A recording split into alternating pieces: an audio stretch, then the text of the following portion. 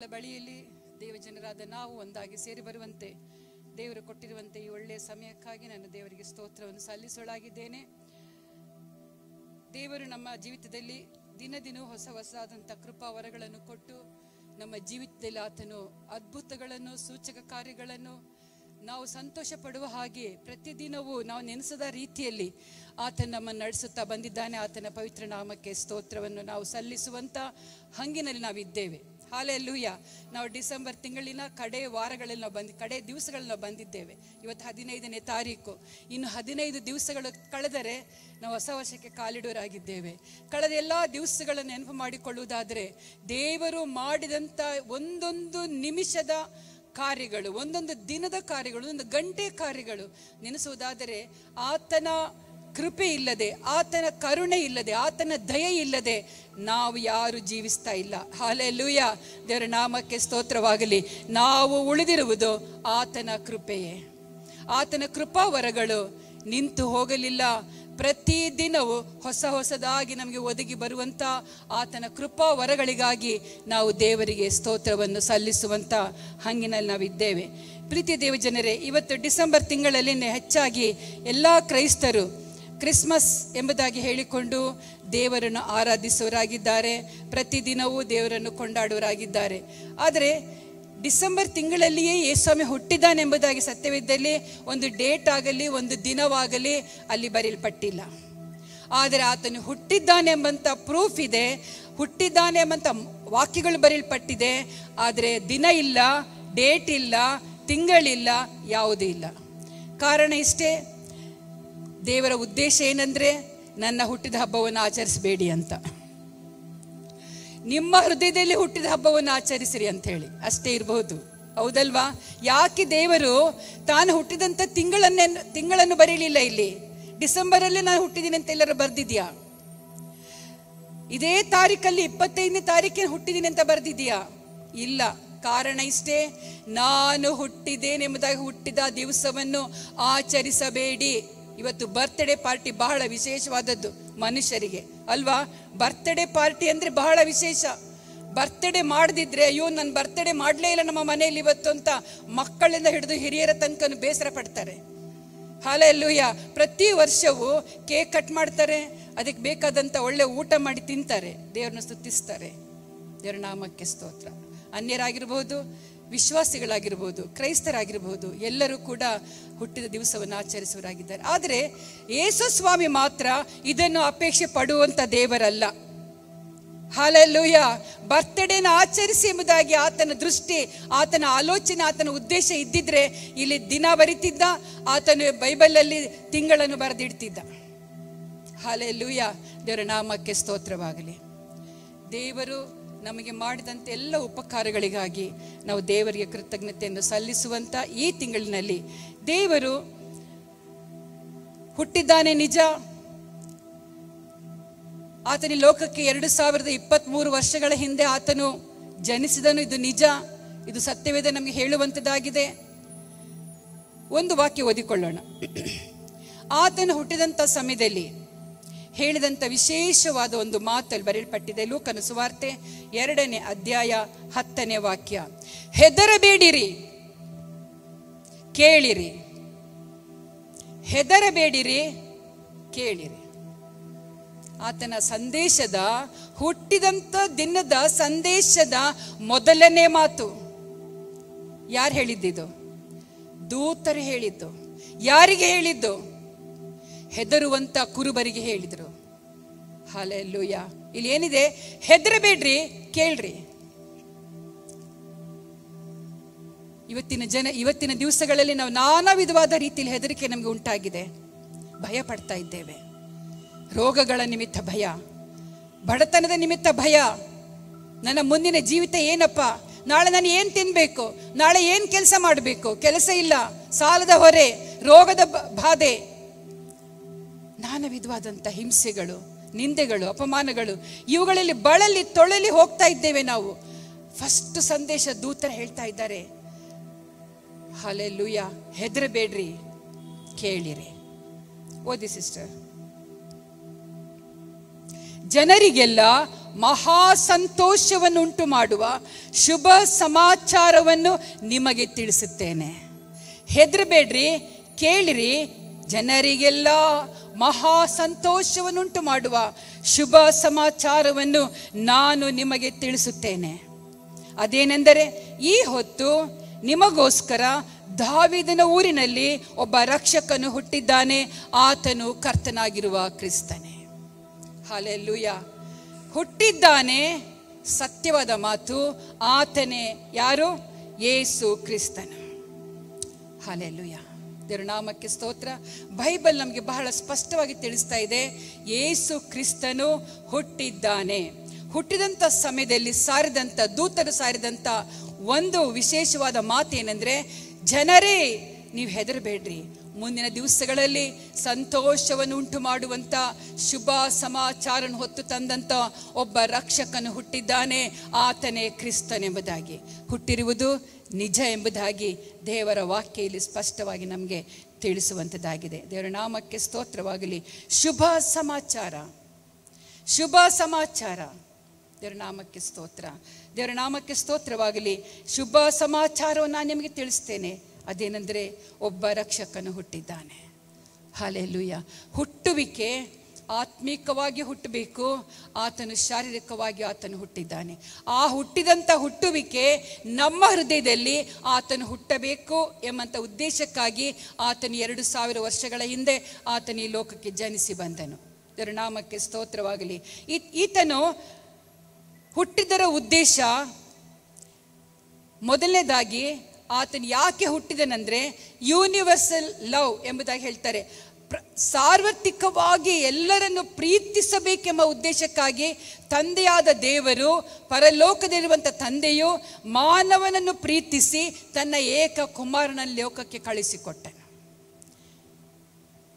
ಸಾರ್ವತ್ರಿಕವಾಗಿ ಎಲ್ಲ ಜನಾಂಗದವರನ್ನು, ಜಾತಿ ಮತ ಭೇದ ಭಾವವಿಲ್ಲದೆ ಇಡೀ ಪ್ರಪಂಚದ ಎಲ್ಲ ಸೃಷ್ಟಿಗಳನ್ನು ಪ್ರೀತಿಸುವುದಕ್ಕಾಗಿಯೇ ದೇವರು ತನ್ನ ಏಕ ಕುಮಾರನನ್ನು ಲೋಕಕ್ಕೆ ಕಳಿಸಿಕೊಟ್ಟನು. ಒಂದು ವಾಕ್ಯ ಓದಿಕೊಳ್ಳೋಣ. ನಮಗೆಲ್ಲರಿಗೂ ಬಹಳ ಗೊತ್ತಿದೆ, ಚೆನ್ನಾಗಿ ಬಾಯ್ಪಾಠ ಬರುವಂಥ ಒಂದು ವಾಕ್ಯ. ಯೋಹಾನ ಸುವಾರ್ತೆ 3ನೇ ಅಧ್ಯಾಯ 16ನೇ ವಾಕ್ಯ. ಯಾರಿಗೆ ಬಾಯ್ಪಾಠ ಬರ್ತದೆ ಎಲ್ಲರದು ನನ್ನೊಟ್ಟಿಗೆ ಹೇಳ್ರಿ. ದೇವರು ಲೋಕದ ಮೇಲೆ ಎಷ್ಟೋ ಪ್ರೀತಿಯನ್ನಿಟ್ಟು ತನ್ನ ಒಬ್ಬನೇ ಮಗನನ್ನು ಕೊಟ್ಟನು. ಆತನನ್ನು ನಂಬುವ ಒಬ್ಬನಾದರೂ ನಾಶವಾಗದೆ ಎಲ್ಲರೂ ನಿತ್ಯ ಜೀವವನ್ನು ಪಡೆಯಬೇಕೆಂದು ಆತನನ್ನು ಕೊಟ್ಟನು. ಹಲ್ಲೆಲೂಯಾ. ಯಾಕೆ ಕೊಟ್ಟನು? ಲೋಕದ ಜನರು ನಿತ್ಯ ಜೀವವನ್ನು ಹೊಂದಬೇಕೆಂಬುದಕ್ಕಾಗಿ ಆತನು ಕೊಟ್ಟನು. ಪ್ರಿಯರೇ, ಯಾಕೆ ಬಂದನು? ಜನರೆಲ್ಲರೂ ಹೆದರಿಕೆಯಲ್ಲಿದ್ದಾರೆ, ಲೋಕದಲ್ಲಿ ಭಯ ಭೀತಿ ತುಂಬಿದ್ದಾರೆ. ಅವರಿಗೆ ಸಮಾಧಾನ ಉಂಟು ಮಾಡೋದಕ್ಕಾಗಿ, ಅವರಿಗೆ ಪ್ರೀತಿ ಕೊಡುವುದಕ್ಕಾಗಿ, ನನ್ನನ್ನು ಪ್ರೀತಿಸಲಿ, ನಾನು ಪ್ರೀತಿಸುತ್ತೇನೆಂಬಂಥ ತಿಳುವಳಿಕೆ ಜನರಿಗೆ ಉಂಟು ಮಾಡೋದಕ್ಕಾಗಿ ಆತನ ಲೋಕಕ್ಕೆ ಬಂದನು. ಪ್ರಿಯರೇ, ದೇವರ ನಾಮಕ್ಕೆ ಸ್ತೋತ್ರವಾಗಲಿ. ಅದೇ ಯೋಹಾನ ಸುವಾರ್ತೆ 10ನೇ ಅಧ್ಯಾಯ 16ನೇ ವಾಕ್ಯದಲ್ಲಿ ಓದ್ತೇವೆ, ಯಾಕೆ ಆತನು ಬಂದನು. ಬಹಳ ಸುಂದರವಾಗಿ ಬರೆಯಲ್ಪಟ್ಟಿದೆ. ದಯವಿಟ್ಟು ಯಾರು ಜೋರಾಗಿ ಓದಿ ಮೈಕಿರೋರು. ಇದಲ್ಲದೆ ಈ ಹಟ್ಟಿಗೆ ಸೇರದಿರುವ ಇನ್ನೂ ಬೇರೆ ಕುರಿಗಳು ನನಗವೇ, ಅವುಗಳನ್ನು ನಾನು ತರಬೇಕು, ಅವುಗಳನ್ನು ನಾನು ತರಬೇಕು. ಅವು ನನ್ನ ಸ್ವರಕ್ಕೆ ಕಿವಿಗೊಡುವವು. ಆಗ ಒಂದೇ ಹಿಂಡು ಆಗುವುದು, ಒಬ್ಬನೇ ಕುರುಬನಿರುವನು.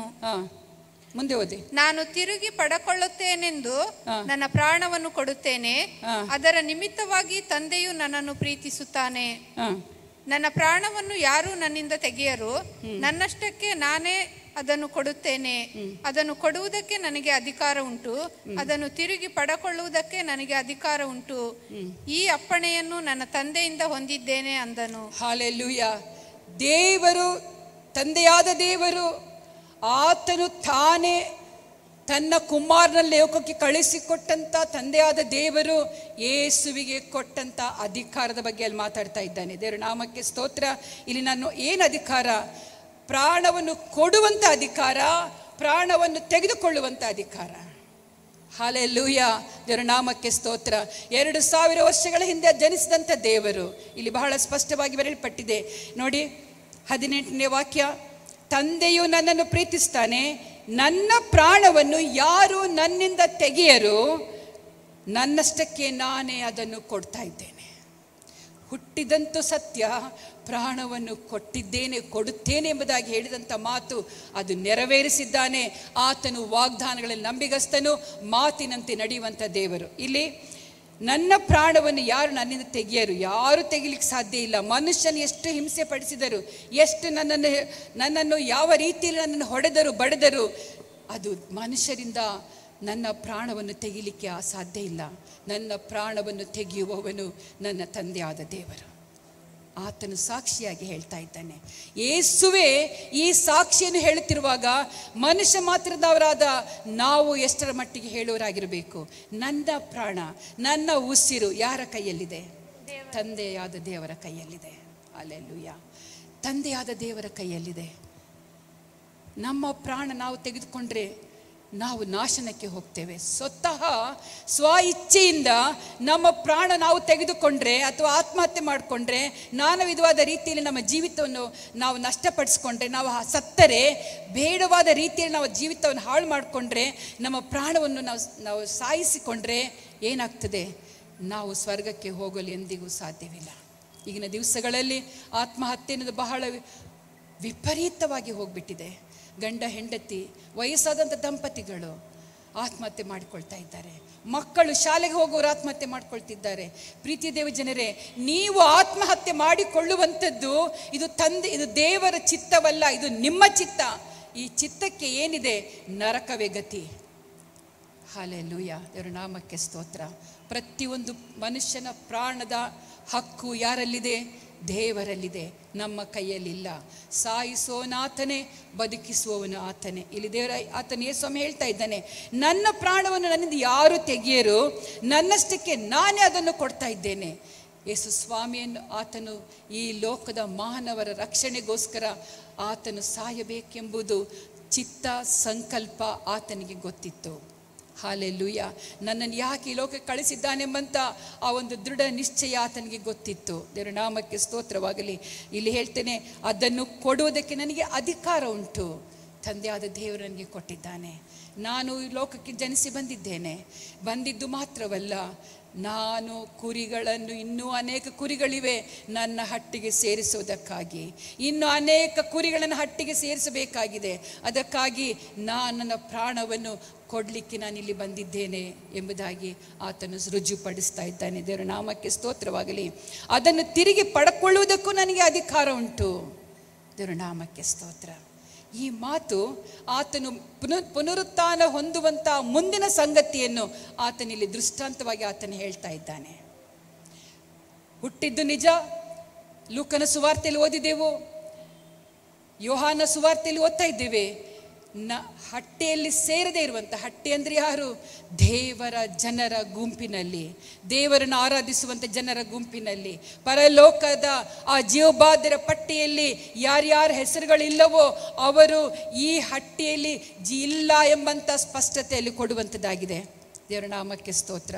ಯಾರ್ಯಾರು ಈ ಹಟ್ಟಿಯಲ್ಲಿ ಸೇರಲಿಲ್ಲವೋ, ಯೇಸುವಿನ ಹಟ್ಟಿ. ಹಲ್ಲೆಲೂಯಾ. ಒಬ್ಬ ಕುರುಬನಿಗೆ ಅನೇಕ ಕುರಿಗಳಿರ್ತವೆ. ಆ ಕುರಿಗಳು ಲೆಕ್ಕ ಮಾಡಿ ಆತನು ಒಂದೊಂದನ್ನೇ ಅವನು ತನ್ನ ಹಟ್ಟಿಗೆ ಬಿಡ್ತಾನೆ. ಪ್ರೀತಿ ದೇವ ಜನರೇ, ಯಾವುದೇ ಒಂದು ಕುರಿ ಕಳೆದು ಹೋದರೆ ಆತನು ಬಿಡುವುದಿಲ್ಲ. ಆ ಕುರುಬನು ಏನು ಮಾಡ್ತಾನೆ? ಇರುವಂಥ ಎಲ್ಲ ಕುರಿಗಳನ್ನು ಸುಕ್ಷೇಮವಾಗಿ ಹಟ್ಟಿಯಲ್ಲಿ ಬಿಟ್ಟು ಕಳೆದು ಹೋದ ಕುರಿಗೋಸ್ಕರ ಆತನು ಹುಡುಕುತ್ತಾ ಹೋಗುತ್ತಾನೆ ಎಂಬುದಾಗಿ ಸುವಾರ್ತೆ ನಾವು ಓದ್ತೇವೆ. ಹುಡುಕಿದಾಗ ಸಿಕ್ಕಿದಾಗ ಆತನು ಏನು ಮಾಡ್ತಾನೆ? ತನ್ನ ಹೆಗಲ ಮೇಲೆ ಹೊತ್ತುಕೊಂಡು ಬರ್ತಾನೆ, ಪುನಃ ಹಟ್ಟಿಯಲ್ಲಿ ಸೇರಿಸ್ತಾನೆ. ಪ್ರೀತಿ ದೇವ ಜನರೇ, ಅದೇ ಮಾತು ಇಲ್ಲಿ ಹೇಳುವಂಥ ಆ ಒಂದು ಸಾಮ್ಯದ ಒಂದು ಅರ್ಥ ಇಲ್ಲಿ ಆಗಿದೆ. ಈ ಹಟ್ಟಿಗೆ ಸೇರದಿರುವಂಥ ಇನ್ನು ಅನೇಕ ಕುರಿಗಳು ನನಗಿವೆ, ಅವುಗಳನ್ನು ನಾನು ತರಬೇಕು. ನನ್ನ ಸ್ವರಕ್ಕೆ ಅವುಗಳು ಕಿವಿಗೊಡಬೇಕು. ದೇವರ ನಾಮಕ್ಕೆ ಸ್ತೋತ್ರವಾಗಲಿ. ದೇವರು ಈ ಲೋಕದಲ್ಲಿ ಕ್ರಿಸ್ಮಸ್ ಎಂಬುದಾಗಿ ಆಚರಣೆ ಮಾಡೋದಕ್ಕಿಂತ ಹೆಚ್ಚಾಗಿ ನಾನು ದೇವರ ಮಗುವಾಗಿದ್ದೇನಾ? ದೇವರ ಜೊತೆಯಲ್ಲಿ ಅನ್ಯೋನ್ಯವಾಗಿದ್ದೇನಾ? ದೇವರ ಹಟ್ಟಿಯಲ್ಲಿ ನಾನು ಸೇರಿಕೊಂಡಿದ್ದೇನಾ? ಎಂಬಂಥ ಆ ಯೋಚನೆ ನಮಗೆ ಫಸ್ಟ್ ಬರಬೇಕಾಗ್ತದೆ. ನಾವು ಅದನ್ನು ಯೋಚನೆ ಮಾಡಬೇಕಾಗ್ತದೆ. ಇದ್ದೇನಾ? ಹುಟ್ಟಿದ ಹಬ್ಬ ವಿಶೇಷವಲ್ಲ, ಮಾಡುವಂಥ ಅಡಿಗೆಗಳು ವಿಶೇಷವಲ್ಲ, ಹಬ್ಬದ ದಿವಸ ಉಡುವಂಥ ಬಟ್ಟೆ ಬರಿಗಳು ವಿಶೇಷವಲ್ಲ, ಮಾಡುವಂಥ ಎಲ್ಲ ಕಾರ್ಯಕ್ರಮಗಳು ವಿಶೇಷವಲ್ಲ ಪ್ರಿಯರೇ. ಮುಖ್ಯವಾಗಿ ವಿಶೇಷ ಯಾವುದಂದರೆ, ನಾನು ಕ್ರಿಸ್ತನ ಹಟ್ಟಿಯಲ್ಲಿ ಸೇರಿದ್ದೇನಾ? ಹಲ್ಲೆಲೂಯಾ. ಕ್ರಿಸ್ತನ ಹಟ್ಟಿಯಲ್ಲಿ ನಾನು ಸೇರಿದ್ದೇನಾ ಎಂಬಂಥ ಪ್ರಶ್ನೆ ನಾವು ಮಾಡಿಕೊಳ್ಳಬೇಕು. ದೇವರ ನಾಮಕ್ಕೆ ಸ್ತೋತ್ರವಾಗಲಿ. ಇಲ್ಲಿ ಆತನು ಹೇಳ್ತಾನೆ, ಆತನು ಬಂದದ್ದು ನಿಜ, ಆತನಿಗೆ ದೇವರು ಕೊಟ್ಟ ಅಧಿಕಾರ ಆತನಿಗೆ ಗೊತ್ತಿತ್ತು. ನಾನು ನನ್ನ ಪ್ರಾಣವನ್ನು ನನ್ನಿಂದ ತೆಗೆದುಕೊಳ್ಳಿಕ್ಕೆ ಯಾರಿಂದಲೂ ಸಾಧ್ಯ ಇಲ್ಲ, ನಾನೇ ಅದನ್ನು ಕೊಡ್ತಾ ಇದ್ದೇನೆ, ಅದನ್ನು ತಿರುಗಿ ಪಡ್ಕೊಳ್ಳಿಕ್ಕೂ ನನಗೂ ಅಧಿಕಾರ ಉಂಟು ಎಂಬುದಾಗಿ ಹೇಳುವಂತ ನೋಡ್ತೇವೆ. ಆದರೆ ನಮಗೆ ಪ್ರಾಣ ಹೋದ ನಂತರ ತಿರುಗಿ ಪಡ್ಕೊಳ್ಳುವ ಅಧಿಕಾರ ನಮಗೆ ಆತನು ಕೊಡ್ತಾ ಇದ್ದಾನೆ ಇವತ್ತು. ಯಾರಿಗೆ? ಲೋಕದ ಮಾನವರಿಗೆ, ನನಗೆ ಮತ್ತೆ ನಿಮಗೆ. ತಿರುಗಿ ಪಡ್ಕೊಳ್ಳುವಂಥ ಅಧಿಕಾರ ಅಂದರೆ ಯಾವುದು? ಯೇಸುವು ತಿರುಗಿ ಪಡ್ಕೊಂಡನು ಪುನರುತ್ಥಾನದ ಮೂಲಕವಾಗಿ. ನಾವು ಸಹ ಈ ಲೋಕದಲ್ಲಿ ಆತನ ಮಕ್ಕಳಾಗಿ, ಆತನ ಹಟ್ಟಿಯಲ್ಲಿ ಸೇರಿದವರಾಗಿ, ರಕ್ಷಣೆ ಅನುಭವವನ್ನು ಹೊಂದಿದಂಥ ಜನರಾಗಿ, ಆತನಿಗೆ ನೀತಿಯಿಂದ ನ್ಯಾಯದಿಂದ ಜೀವಿಸುವಂಥ ಮಕ್ಕಳಾಗಿ ಜೀವಿಸಿ ನಾವು ಸತ್ತರೆ ನಾವು ಸಹ ತಿರುಗಿ ಆ ಸತ್ತಂಥ ಪ್ರಾಣವನ್ನು ಪುನಃ ಹೊಂದಿಕೊಳ್ಳಿಕ್ಕೆ ನಮಗೆ ಸಾಧ್ಯತೆ ಉಂಟು. ಅದನ್ನೇ ನಾವು ಹೇಳ್ತೇವೆ, ಪುನರುತ್ಥಾನ. ಯೇಸು ಸ್ವಾಮಿ ಈ ಲೋಕಕ್ಕೆ ಬರುವಾಗ, ಎರಡನೇ ಸಾರಿ ಬರುವಾಗ ಸತ್ತವರು ಮೊದಲು ಎದ್ದು ಬರುವರು. ಪುನರುತ್ಥಾನ ನಾವು ಹೊಂದ್ತೇವೆ ಪ್ರಿಯರೇ. ದೇವರ ನಾಮಕ್ಕೆ ಸ್ತೋತ್ರವಾಗಿಲ್ಲ. ಅದೆಲ್ಲ ವಾಕ್ಯಗಳನ್ನು ನನಗೆ ಹೇಳಲಿಕ್ಕೆ ಹೋಗೋದಿಲ್ಲ, ನಾನು ಸಂಕ್ಷಿಪ್ತವಾಗಿ ಹೇಳ್ತೇನೆ. ಯಾಕಂದರೆ ಸಮಯ ಸ್ವಲ್ಪ ಕಡಿಮೆ ಇರೋದ್ರಿಂದ ನಾನು ಅದನ್ನು ಸಂಕ್ಷಿಪ್ತವಾಗಿ ಹೇಳಲಿಕ್ಕೆ ಹೋಗ್ತೇನೆ. ದೇವರ ನಾಮಕ್ಕೆ ಸ್ತೋತ್ರ. ತಿರುಗಿ ಪಡ್ಕೊಳ್ಳುವಂಥ ಅಧಿಕಾರ ಇಲ್ಲಿ ನಾವು ಹೊಂದಿಕೊಳ್ಳಬೇಕು, ಜೀವಿತರ ಸಂಖ್ಯೆಯಲ್ಲಿ. ಹಲ್ಲೆಲೂಯಾ. ತಿರುಗಿ ಪಡ್ಕೊಳ್ಳುವಂಥ ಅಧಿಕಾರ ಇಲ್ಲಿ ಹೊಂದಿಕೊಳ್ಳಬೇಕು. ಯಾವ ರೀತಿಯಲ್ಲಿ ಯೇಸು ಸ್ವಾಮಿ ಖಡಾಖಂಡಿತವಾಗಿ ಹೇಳ್ತಾ ಇದ್ದಾನೆ, ನಾನೇ ನನ್ನ ಇಷ್ಟಕ್ಕೆ ಕೊಡ್ತಾ ಇದ್ದೇನೆ ಪ್ರಾಣವನ್ನು. ಕೊಟ್ಟ ನಂತರ ಪಡ್ಕೊಳ್ಳಿಕ್ಕೂ ನನಗೆ ಅಧಿಕಾರ ಇದೆ. ಈ ಅಧಿಕಾರ ನಮಗೂ ಆತನು ಕೊಟ್ಟಿದ್ದಾನೆ. ಸತ್ತ ನಂತರ ನಾವು ಕೂಡ ಪುನರುತ್ಥಾನದೊಂದಿಗೆ ಕ್ರಿಸ್ತನೊಂದಿಗೆ ಜೀವಿಸುವಂಥ ಅಧಿಕಾರ ಇಲ್ಲಿಯೇ ನಾವು ಹೊಂದಿಕೊಂಡವರಾಗಿರಬೇಕು. ಸತ್ತ ಮೇಲೆ ನಾನು ರಕ್ಷಣೆ ಹೊಂದ್ತೇನೆಂದರೆ ಸಾಧ್ಯವಿಲ್ಲ. ಸತ್ತ ಮೇಲೆ ನಾನು ಯೇಸುವನ್ನು ಕಂಡುಕೊಳ್ತೇನೆ ಎಂಬುದಾಗಿ ನಾವು ಹೇಳುವುದಕ್ಕೆ ಆಗುವುದಿಲ್ಲ. ಸತ್ತವರು ಸತ್ತವರ ರೀತಿಯಲ್ಲಿರ್ತಾರೆ ವಿನಃ ಸತ್ತವರು ಯಾರು ಯೆಹೋವನನ್ನು ಸ್ತುತಿಸಲು ಸಾಧ್ಯವಿಲ್ಲ ಎಂಬುದಾಗಿ ಕೀರ್ತನೆಗಾರನೇ ಹೇಳ್ತಾನೆ. ನಾಮಕ್ಕೆ ಸ್ತೋತ್ರವಾಗಲಿ. ಮಾತ್ರವಲ್ಲ, ಇಲ್ಲಿ ರೋಮಪತ್ರಿಕೆ 10ನೇ ಅಧ್ಯಾಯ 12ನೇ ವಾಕ್ಯದಲ್ಲಿ ಇನ್ನೂ ಬಹಳ ಸ್ಪಷ್ಟವಾಗಿ ಇನ್ನೂ ಬರೆಯಲ್ಪಟ್ಟಿದೆ. ಓದಿ ಸಿಸ್ಟರ್, ರೋಮಪತ್ರಿಕೆ 10ನೇ ಅಧ್ಯಾಯ 12ನೇ ವಾಕ್ಯ. ಈ ವಿಷಯದಲ್ಲಿ ಯಹೂದ್ಯನಿಗೂ ಗ್ರೀಕನಿಗೂ ಹೆಚ್ಚು ಕಡಿಮೆ ಏನೂ ಇಲ್ಲ, ಎಲ್ಲರಿಗೂ ಒಬ್ಬನೇ ಕರ್ತ, ಆತನು ತನ್ನ ನಾಮವನ್ನು ಹೇಳಿಕೊಳ್ಳುವವರಿಗೆ ಹೇರಳವಾಗಿ ಕೊಡುವವನಾಗಿದ್ದಾನೆ.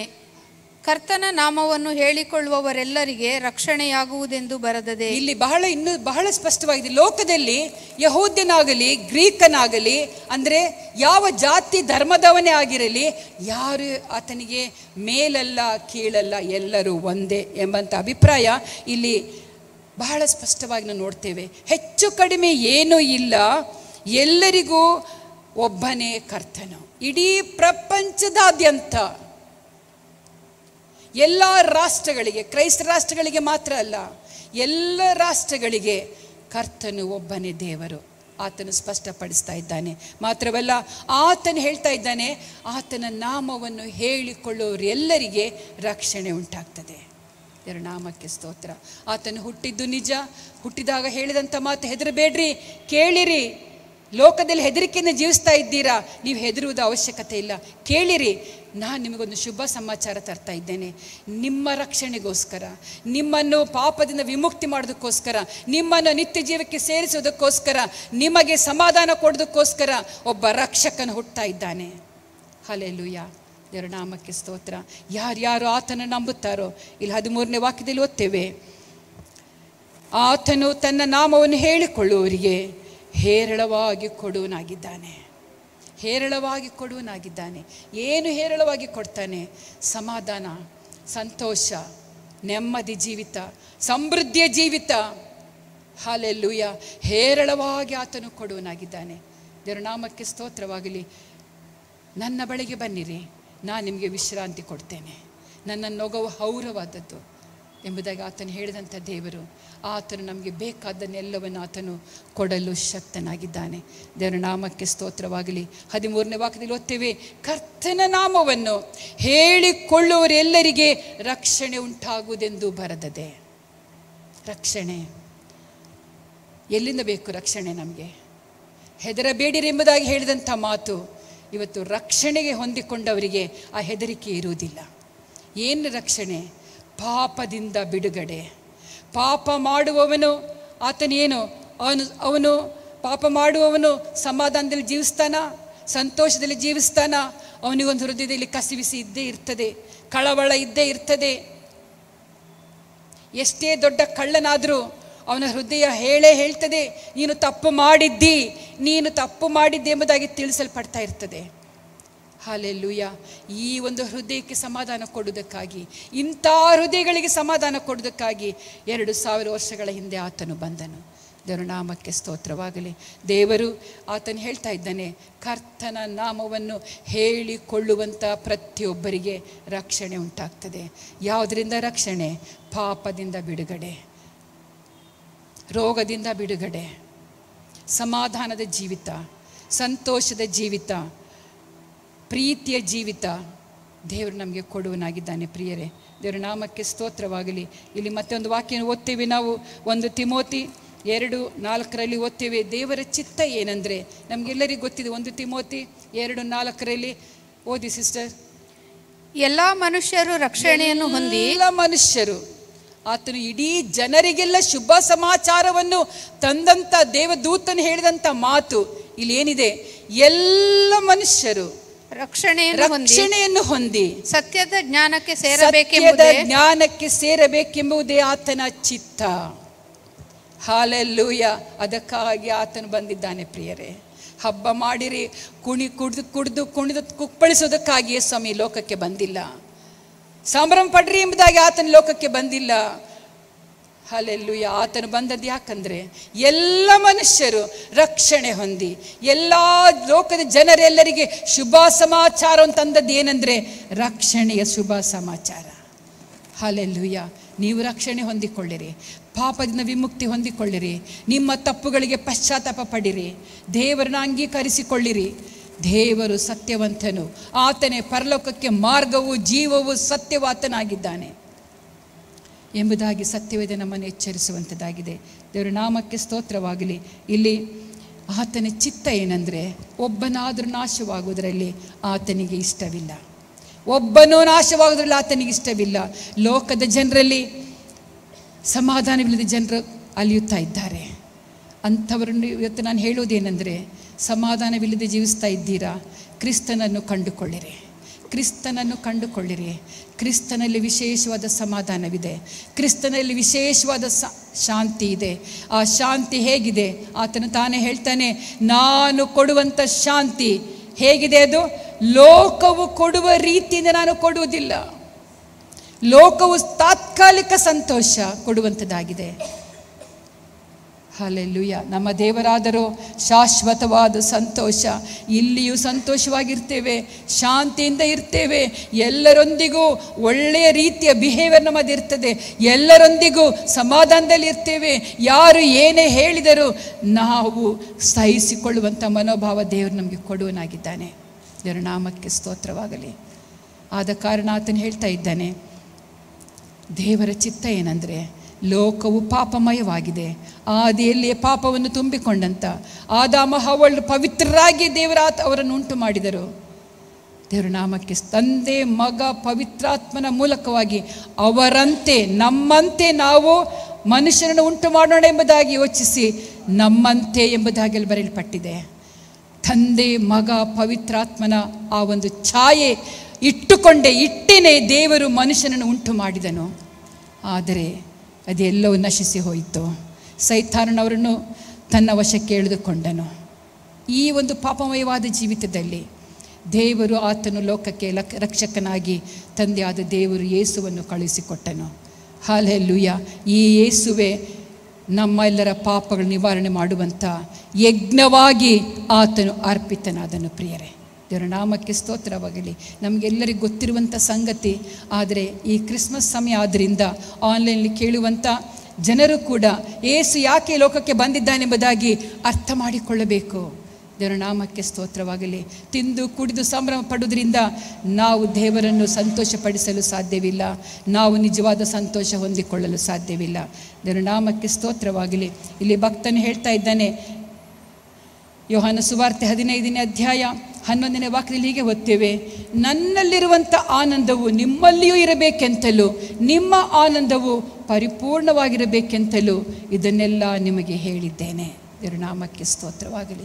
ಯೇಸು ಸ್ವಾಮಿ ತಾನೇ ಹೇಳ್ತಾ ಇದ್ದಾನೆ, ನಾನು ಆನಂದವನ್ನು ಹೊಂದಿಕೊಂಡಿದ್ದೇನೆ, ನನ್ನಲ್ಲಿ ಆನಂದ ಇದೆ, ನನ್ನಲ್ಲಿರುವಂಥ ಆನಂದ ನಿಮ್ಮಲ್ಲಿ ಇರಬೇಕು. ಅಷ್ಟಕ್ಕಾಗಿ ಆತನ ಲೋಕಕ್ಕೆ ಬಂದಿದ್ದಾನೆ. ಇವತ್ತು ಸಂತೋಷ ಇಲ್ಲ, ಆನಂದ ಇಲ್ಲ ಲೋಕದಲ್ಲಿ. ಎಲ್ಲಿ ನೋಡಿದರೂ ಹೆದರಿಕೆ, ಎಲ್ಲಿ ನೋಡಿದರೂ ಭಯ. ಯಾವ ಸಮಯದಲ್ಲಿಯೋ ಯಾರಿಗೂ ಭಯವಿಲ್ಲ. ಬಂಗಾರ ಒಡವೆ ಇಟ್ಕೊಂಡವರಿಗಂತೂ ಸಂಪೂರ್ಣವಾದಂಥ ಅವರಿಗೆ ಸಮಾಧಾನವೇ ಇಲ್ಲ. ಅದು ಕಾಯುವುದೇ ಅವರಿಗಾಗಿದೆ. ಹಣ ಇಟ್ಕೊಂಡು ಕೋಟೆಗಟ್ಟಲೆ ಹಣ ಇಟ್ಕೊಂಡವರಿಗೆ ಕೂಡ ಅದು ಕಾಯುವಂಥದ್ದೇ ಆಗಿದೆ ಅವರಿಗೆ. ಹಾಲೆಲೂಯ, ದೇವರ ನಾಮಕ್ಕೆ ಸ್ತೋತ್ರ. ಎಲ್ಲಿದೆ ಸಮಾಧಾನ? ಹೆದರಿಕೆ. ಯಾವಾಗ ಬಂದು ರೇಡ್ ಮಾಡ್ತಾರೋ, ಯಾವಾಗ ನನ್ನ ಮನೆ ಜಪ್ತಿ ಮಾಡ್ತಾರೋ.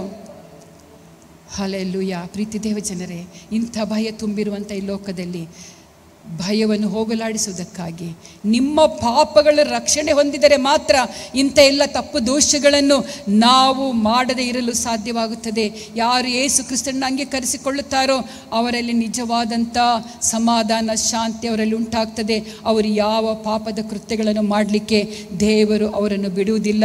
ಮಾತ್ರವಲ್ಲ, ಅವರ ಮನಸ್ಸು ಕೂಡ ಒಪ್ಪುವುದಿಲ್ಲ. ಹಾಲೆಲೂಯ, ದೇವರ ನಾಮಕ್ಕೆ ಸ್ತೋತ್ರವಾಗಲಿ. ಇಲ್ಲಿ ಮುಂದಿನ ದಿವಸಗಳಲ್ಲಿ ನಾವು ಹೊಸ ವರ್ಷಕ್ಕೆ ಕಾಲಿಡುವರಾಗಿದ್ದೇವೆ. ಹೊಸ ವರ್ಷದಲ್ಲಿ ಆತನ ಹೇಳಿದಂಥ ಈ ಮಾತೇನೆಂದರೆ, ನನ್ನಲ್ಲಿರುವಂಥ ಆನಂದವು ನಿಮ್ಮಲ್ಲಿ ಮುಂದಿನ ವರ್ಷದಲ್ಲಿ ಇರಬೇಕೆಂಬುದಾಗಿ. ಹಾಲೆಲೂಯ, ನನ್ನಲ್ಲಿರುವಂಥ ಆನಂದ ಮುಂದಿನ ವರ್ಷದಲ್ಲಿಯೂ ನಿಮ್ಮಲ್ಲಿಯೂ ಇರಬೇಕು. ನಾನು ಆನಂದದಿಂದ ಇದ್ದೇನೆ. ನನ್ನನ್ನು ಹಿಂಸಿಸಿದರೂ ನಾನು ಆನಂದ ಪಟ್ಟಿದ್ದೇನೆ, ನನಗೆ ಹೊಡೆದರೂ ನಾನು ಆನಂದ ಪಟ್ಟಿದ್ದೇನೆ. ಯಾಕಂದರೆ ನಾನು ಬಂದದ್ದು ಹಟ್ಟಿಯಲ್ಲಿ ಸೇರದೇ ಇರುವಂಥ ಕುರಿಗಳಿಗೋಸ್ಕರ ನಾನು ಬಂದಿದ್ದೇನೆ. ದೃಢ ನಿಶ್ಚಯ, ದೃಢ ಸಂಕಲ್ಪ ಆತನಲ್ಲಿತ್ತು. ಆತನು ಆನಂದದೊಂದಿಗೆ, ಆತನು ಸಂತೋಷದೊಂದಿಗೆ ತನ್ನ ಪ್ರಾಣವನ್ನು ಕೊಟ್ಟಿದ್ದಾನೆ. ಪ್ರಿಯರೇ, ದೇವರ ನಾಮಕ್ಕೆ ಸ್ತೋತ್ರವಾಗಲಿ. ಇಲ್ಲಿ ಯೇಸು ನನ್ನಲ್ಲಿರುವ ಆನಂದ ಅಂತ ಹೇಳುವಾಗ ಆತನ ಆನಂದ ಏನಾಗಿತ್ತು? ತಂದೆಯನ್ನು ಮೆಚ್ಚಿಸುವಂಥ ಆನಂದ. ತಂದೆ ಯಾಕೆ ನನ್ನನ್ನು ಕಳಿಸಿದ್ದಾನೆಂಬಂಥ ಆಲೋಚನೆ, ಚಿತ್ತ ಆತನಲ್ಲಿತ್ತು. ಪ್ರಿಯರು, ಒಂದು ವಾಕ್ಯ ಓದಿಕೊಳ್ಳು. ಲೂಕನ ಸುವಾರ್ತೆ 2ನೇ ಅಧ್ಯಾಯ 49ನೇ ವಾಕ್ಯ.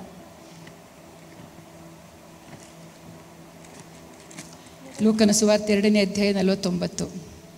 ಆತನು ಅವರಿಗೆ, ನೀವು ನನ್ನನ್ನು ಹುಡುಕಿದ್ದೇನು, ನಾನು ನನ್ನ ತಂದೆಯ ಮನೆಯಲ್ಲಿ ಇರಬೇಕಾದದ್ದು ನಿಮಗೆ ತಿಳಿಯಲಿಲ್ಲವೋ ಎಂದು ಉತ್ತರ ಕೊಟ್ಟನು.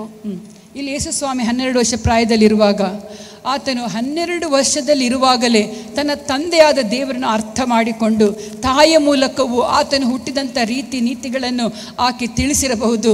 ಆತನು ತಂದೆಯೊಂದಿಗೆ ಸಂಸರ್ಗದೊಂದಿಗೆ ಇರುವಂಥ ಸಮಯದಲ್ಲಿ ಆತನು ದೇವಾಲಯಕ್ಕೆ ಹೋಗಿ ಆತನು ಏನು ಮಾಡ್ತಾ ಇದ್ದ? ಆತನು ಪ್ರಸಂಗವನ್ನು ಮಾಡ್ತಾ ಇದ್ದನೆಂಬುದಾಗಿ ದೇವರ ವಾಕ್ಯದಲ್ಲಿ ಓದ್ತೇವೆ. ಈಗ ಓದಿದಂಥ ಈ ವಾಕ್ಯದಲ್ಲಿ 49ನೇ ವಾಕ್ಯದಲ್ಲಿ 2ನೇ ಅಧ್ಯಾಯ 49ನೇ ವಾಕ್ಯದಲ್ಲಿ ಈಗ ಓದಿದೆವು.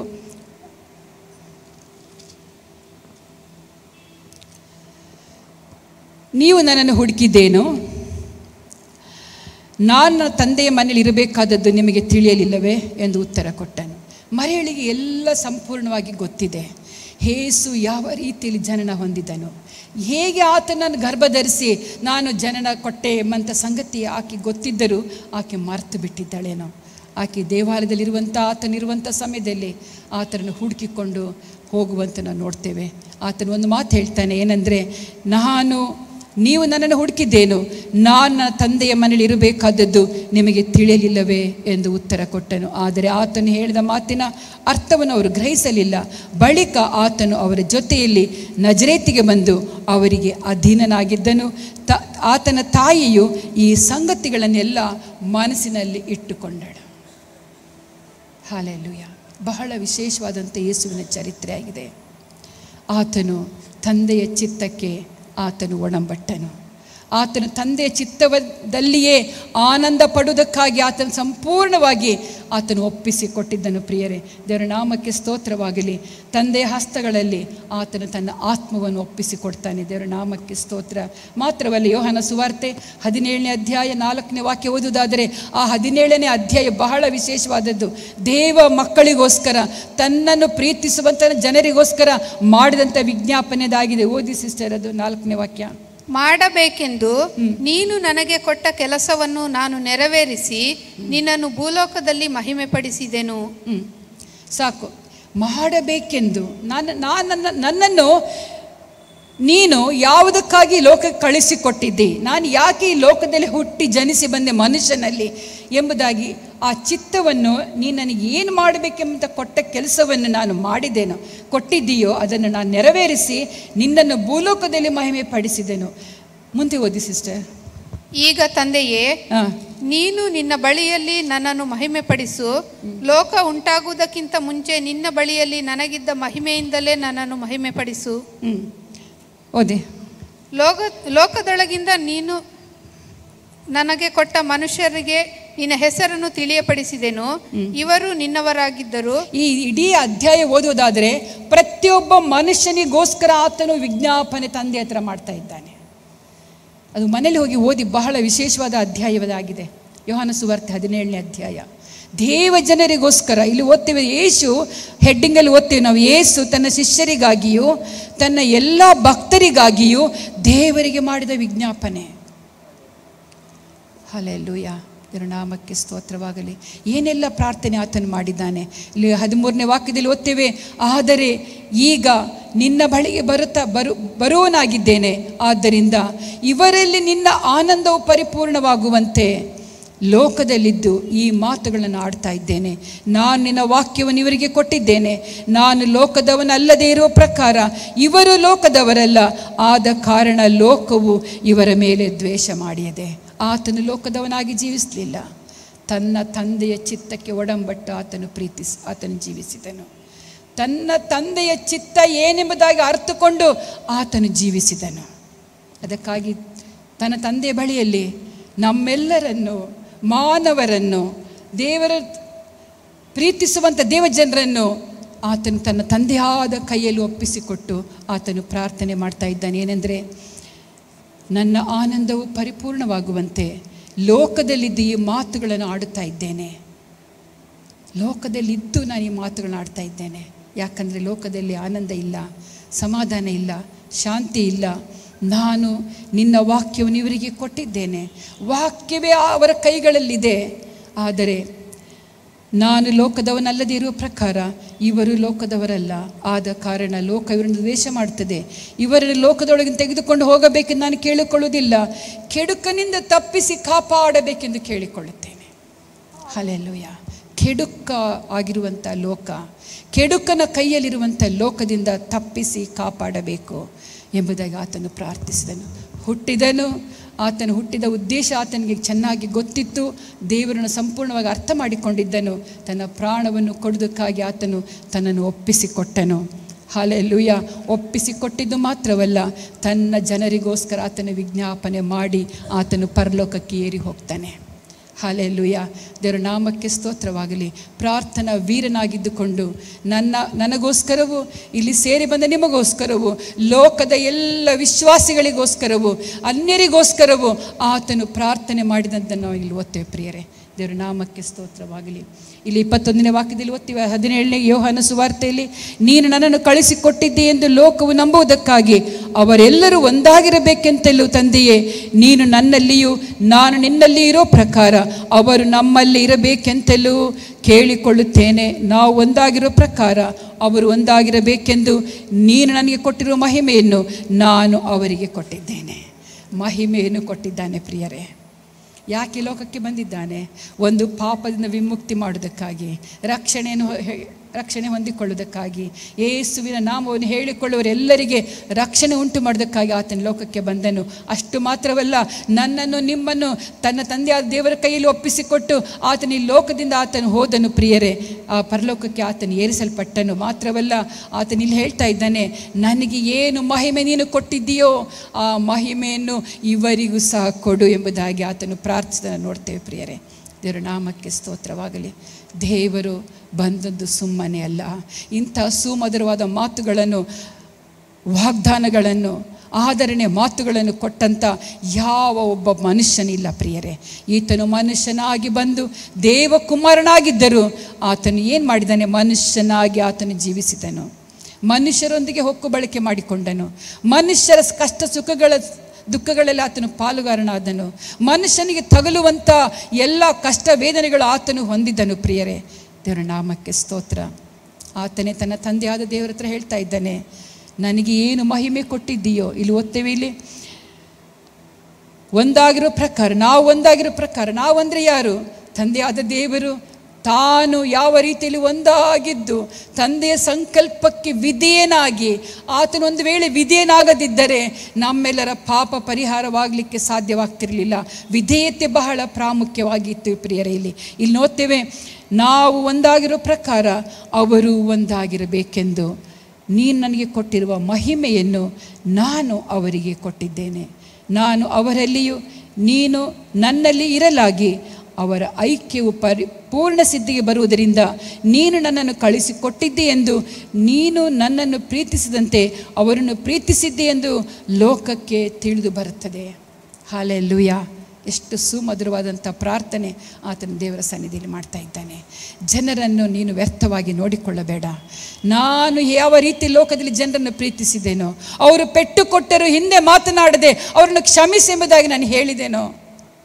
ಹಲ್ಲೆಲೂಯಾ. ಅಂಥ ಸುಗುಣಗಳು ನನ್ನ ಜನರಲ್ಲಿಯೂ ಬರಲಿ, ನಾನು ಉಂಟು ಮಾಡಿದಂಥ ಮನುಷ್ಯ ಮಾತ್ರದಲ್ಲಿಯೂ ಬರಲಿ ಎಂಬುದಾಗಿ ಆತನು ವಿಜ್ಞಾಪನೆ ಮಾಡುವುದನ್ನು ನೋಡ್ತೇವೆ. ಯಾಕೆ ಆತನ ಲೋಕಕ್ಕೆ ಬಂದನು? ಮೊದಲನೇದಾಗಿ ಆತನು ತಂದೆಯ ಚಿತ್ತವನ್ನು ನೆರವೇರಿಸಿದನು. ಹಲ್ಲೆಲೂಯಾ. ತಂದೆಯ ಚಿತ್ತವನ್ನು ಆತನು ನೆರವೇರಿಸಿದನು.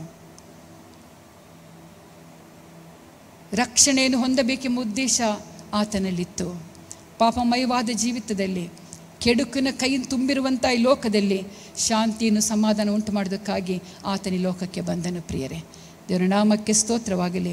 ಹಬ್ಬ ಮಾಡಿ ಕುಣಿದು ಸಂತೋಷ ಪಡೋದಕ್ಕಿಂತ ನಾವು ಸಂತೋಷ ಪಡಬೇಕಾದದ್ದು ನಮ್ಮ ರಕ್ಷಣೆಯಲ್ಲಿ ಎಂಬುದಾಗಿ ದೇವರ ವಾಕ್ಯ ನಮ್ಮನ್ನು ಇವತ್ತು ಎಚ್ಚರಿಸುವಂಥದ್ದಾಗಿದೆ. 1 ಸಮುವೇಲ 2ನೇ ಅಧ್ಯಾಯ 1ನೇ ವಾಕ್ಯದಲ್ಲಿ ಹೀಗೆ ಓದ್ತೇವೆ. 1 ಸಮುವೇಲ 2ನೇ ಅಧ್ಯಾಯ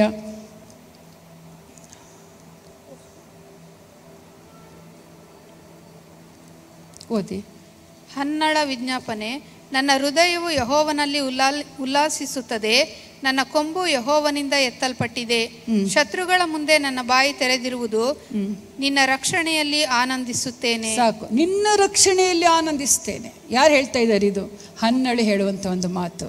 ಹನ್ನಳು ಏನು ಹೇಳ್ತೇವೆ? ಹೆಡ್ಡಿಂಗಲ್ಲಿ ಓದ್ತೇವೆ, ಹನ್ನಳು ದೇವರನ್ನು ಕೊಂಡಾಡಿ ಸಮುವೇಲನನ್ನು ಶಿಲುವಿನಲ್ಲಿ ಬಿಟ್ಟು ಹೋದದ್ದು ಎಂಬುದಾಗಿ ಅಲ್ಲಿ ಓದ್ತೇವೆ ನಾವು.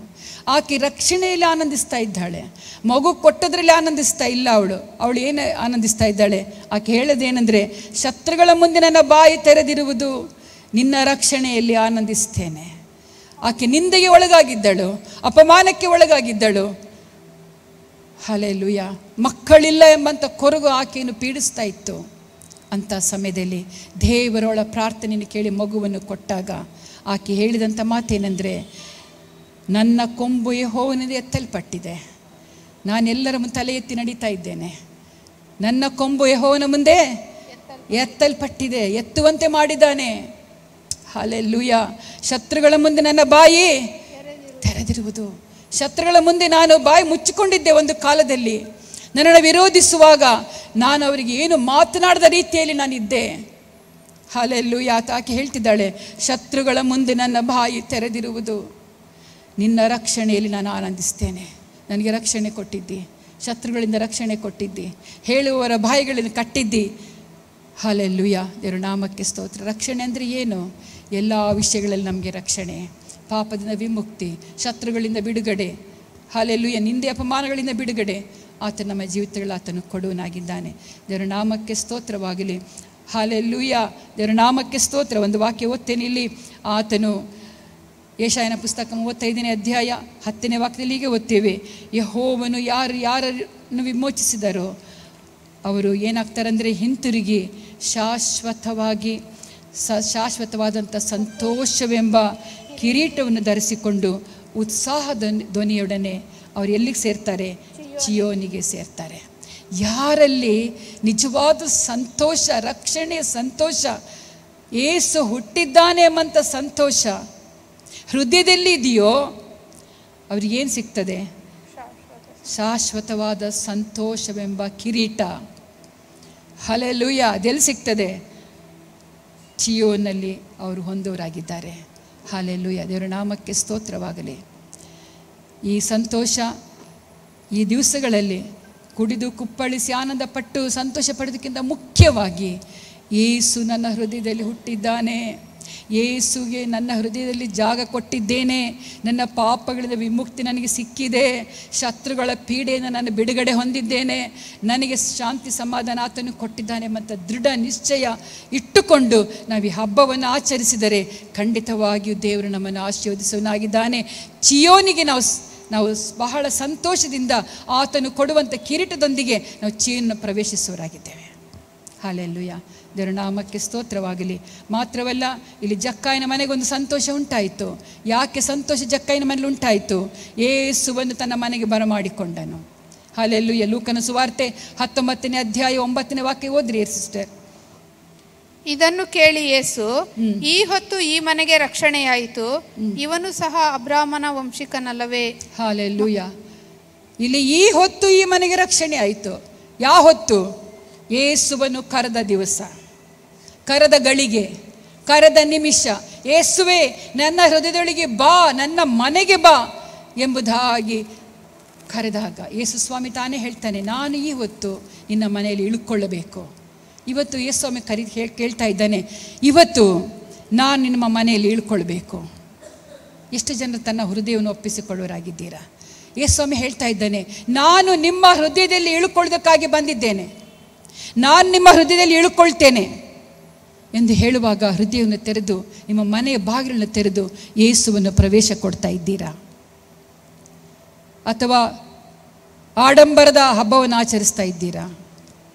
ವಿಗ್ರಹಗಳನ್ನು ಇಟ್ಟುಕೊಂಡು, ಯೇಸುವಿನ ಮೂರ್ತಿಯನ್ನು ಇಟ್ಟುಕೊಂಡು ಅದಕ್ಕೆ ಕುರಿಗಳ ಒಂದು ಜೋಯಿಸರ ಅದು ಇದು ಎಲ್ಲ ಹುಲ್ಲು ಅದು ಇದು ಹಾಕಿ ಯೇಸು ಹುಟ್ಟಿದ್ದಾನೆ ಗೋದಲಿಯ ಆ ಒಂದು ಚಿತ್ರಣವನ್ನು, ಆ ಒಂದು ಸನ್ನಿವೇಶವನ್ನು ಮಾಡಿಕೊಂಡು ಆರಾಧನೆ ಮಾಡ್ತಾ ಇದ್ದೀರಾ? ಇವತ್ತೇ ಸ್ವಾಮಿ ಹೇಳ್ತಾ, ಜಕ್ಕಾಯನ ಮನೆಯಲ್ಲಿ ನೋಡಿ ಆತನು ಹೇಳ್ತಾ ಇದ್ದಾನೆ, ಜಕ್ಕಾಯನ ನೋಡಿ ಹೇಳ್ತಾ ಇದ್ದಾನೆ, ಜಕ್ಕಾಯನ ಯಾರು? ಕಡು ಪಾಪಿ, ಮೋಸಗಾರ, ಸುಂಕ ವಸೂಲಿ ಮಾಡುವಂಥ ಒಬ್ಬ ಮೋಸಗಾರನು. ಇಂಥ ಕಡು ಪಾಪಿಯೊಂದಿಗೆ ಆತನು ಹೇಳ್ತಾ ಇದ್ದಾನೆ, ನಾನು ಇವತ್ತು ನಿನ್ನ ಮನೆಯಲ್ಲಿ ಇಳ್ಕೊಳ್ತಾ ಇದ್ದೇನೆ, ಇಳ್ಕೊಳ್ಬೇಕು. ಹಲ್ಲೆಲೂಯ. ಇವತ್ತು ಅಂಥ ಜನರನ್ನು ಉದ್ದೇಶಿಸಿ ದೇವರು ಹೇಳ್ತಾ ಇದ್ದಾನೆ, ನಾನು ನಿನ್ನ ಮನೆಯಲ್ಲಿ ಇಳ್ಕೊಳ್ಳಬೇಕೆಂದು ಉದ್ದೇಶಿಸಿದ್ದೇನೆ. ಈ ಪ್ರಸಂಗವನ್ನು, ಈ ಮಾತುಗಳನ್ನು ಕೇಳುವಂತೆ ಯಾರೇ ಆಗಿರಲಿ, ಯೇಸುವನ್ನು ಅಂಗೀಕರಿಸಿಕೊಳ್ಳಿರಿ. ಬಾ ಸ್ವಾಮಿ, ನನ್ನ ಹೃದಯದೊಳಗೆ ಬಾ. ನನಗೆ ಸಮಾಧಾನವಿಲ್ಲ, ನನಗೆ ಶಾಂತಿ ಇಲ್ಲ, ಹೆದರಬೇಡಿರಿ, ಕೇಳಿರಿ ಎಂಬುದಾಗಿ ದೂತರ ಮೂಲಕವಾಗಿ ನೀನು ಹುಟ್ಟಿದಾಗ ಹೇಳಿದಂಥ ಮಾತು ನನ್ನಲ್ಲಿ ಉಂಟಾಗಲಿ. ನಾನು ಹೆದರದೆ, ನಾನು ಧೈರ್ಯವಾಗಿ ಲೋಕದಲ್ಲಿ ಜೀವಿಸಬೇಕಾದರೆ ನನಗೆ ರಕ್ಷಣೆ ಜೀವಿತ ಬೇಕು, ಪಾಪದಿಂದ ವಿಮುಕ್ತಿ ಬೇಕು, ನಾನು ನೀತಿವಂತನಾಗಿ ಜೀವಿಸಬೇಕೆಂದು ಮನಸ್ಸು ಮಾಡುವಂಥ ಯಾರೇ ಆಗಿರಲಿ, ಕರ್ತನನ್ನು ನಿಮ್ಮ ಹೃದಯದಲ್ಲಿ ಬರಮಾಡಿಕೊಳ್ಳ್ರಿ. ಕೇಳ್ತಾ ಇದ್ದಾನೆ. ಒಂದು ವಾಕ್ಯ ಓದಿ ಸಿಸ್ಟರ್, 6ನೇ ವಾಕ್ಯ ಓದಿ.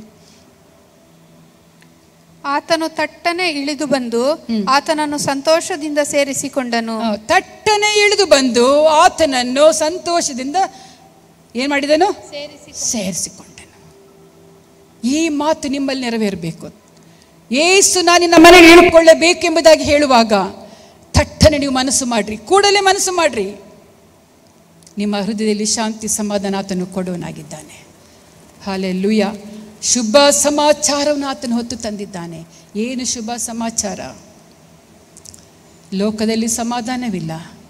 ಲೋಕದಲ್ಲಿ ಎಲ್ಲಿ ನೋಡಿದರೂ ಗಡಿಬಿಡಿಗಳು, ಎಲ್ಲಿ ನೋಡಿದರೂ ಅಸಮಾಧಾನ, ಕೊಲೆ, ಹಾದರ, ಮಾಡಬಾರದ ದುಷ್ಟ ಕಾರ್ಯಗಳಲ್ಲಿ ಲೋಕದಲ್ಲಿ ತುಂಬಿರುವಾಗ, ಕೆಡುಕನೇ ತುಂಬಿರುವಾಗ ಲೋಕದಲ್ಲಿ ನಿಮ್ಮ ಹೃದಯವನ್ನು ದೇವರಿಗೆ ಒಪ್ಪಿಸಿಕೊಡಿರಿ.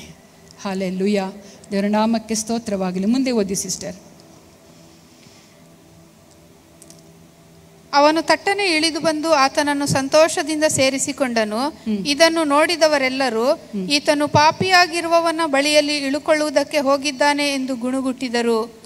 ಆದರೆ ಜಕ್ಕಾಯನು ನಿಂತುಕೊಂಡು ಸ್ವಾಮಿಗೆ, ಸ್ವಾಮಿ ನೋಡು, ನನ್ನ ಆಸ್ತಿಯಲ್ಲಿ ಅರ್ಧವನ್ನು ಬಡವರಿಗೆ ಕೊಡುತ್ತೇನೆ, ಮತ್ತು ನಾನು ಅನ್ಯಾಯವಾಗಿ ಯಾರಿಂದ ಏನಾದರೂ ಎಳಕೊಂಡದ್ದೇ ಆದರೆ 4ರಷ್ಟು ಹಿಂದಕ್ಕೆ ಕೊಡುತ್ತೇನೆ ಎಂದು ಹೇಳಿದನು. ಇದನ್ನು ಕೇಳಿ ಯೇಸು, ಈ ಹೊತ್ತು ಈ ಮನೆಗೆ ರಕ್ಷಣೆಯಾಯಿತು. ಇದನ್ನು ಕೇಳಿ ಈ ಹೊತ್ತು ಈ ಮನೆಗೆ ರಕ್ಷಣೆ ಆಯಿತು. 4ರಷ್ಟು ಹಿಂದಕ್ಕೆ ಕೊಡ್ತೇನೆ. ಇವತ್ತು ಮೋಸ ಮಾಡಿ, ದರೋಡೆ ಮಾಡಿ, ಕಳ್ಳತನ ಮಾಡಿ, ಕೊಲೆ ಮಾಡಿ ಸಂಪಾದನೆ ಮಾಡಿದಂಥ ಹಣ ಆಗಲಿ, ಆಸ್ತಿ ಆಗಲಿ, ಬೆಳ್ಳಿ ಬಂಗಾರ ಯಾವುದೇ ಆಗಿರಲಿ, ನಿಮಗೆ ಶಾಶ್ವತವಾಗಿ ಇರುವುದಿಲ್ಲ. ಇದರ ಮೂಲಕವಾಗಿ ಪರಲೋಕ ಸೇರಲು ಸಾಧ್ಯವಿಲ್ಲ. ಜಕ್ಕಾಯನಂಥ ಮನಸ್ಸು ನಮಗೆ ಬರಬೇಕು. ಸತ್ಯವೇದ ಇರುವುದಾಗಿದ್ದರೆ, ಯಾರಾದರೂ ಸತ್ಯವೇದ ನಿಮ್ಮ ಕೈಲಿದ್ದರೆ ಈ ವಾಕ್ಯವನ್ನು ತೆಗೆದು ಓದಿರಿ. ಲೂಕನ ಸುವಾರ್ತೆ 19ನೇ ಅಧ್ಯಾಯ ಕಂಪ್ಲೀಟಾಗಿ ನೀವು ಓದಿ ನೋಡಿರಿ. ಹಲ್ಲೆಲೂಯಾ. ಯೇಸು ಎಂಥವನು? ಆತನು ಪಾಪಿಗಳನ್ನು ಹುಡುಕಿ ರಕ್ಷಿಸೋದಕ್ಕಾಗಿ ಆತನು ಬಂದನು. ಕಡೆ ವಾಕ್ಯ ಓದಿ ಸಿಸ್ಟರ್. ಅದರಲ್ಲಿ ಮನುಷ್ಯ ಕುಮಾರನು ಕೆಟ್ಟು ಹೋಗಿರುವುದನ್ನು ಹುಡುಕಿ ರಕ್ಷಿಸುವುದಕ್ಕೆ ಬಂದನು ಎಂದು ಹೇಳಿದನು. ಮನುಷ್ಯ ಕುಮಾರನು ಯಾಕೆ ಲೋಕಕ್ಕೆ ಬಂದನು? ಯಾಕೆ ಲೋಕಕ್ಕೆ ಬಂದನು?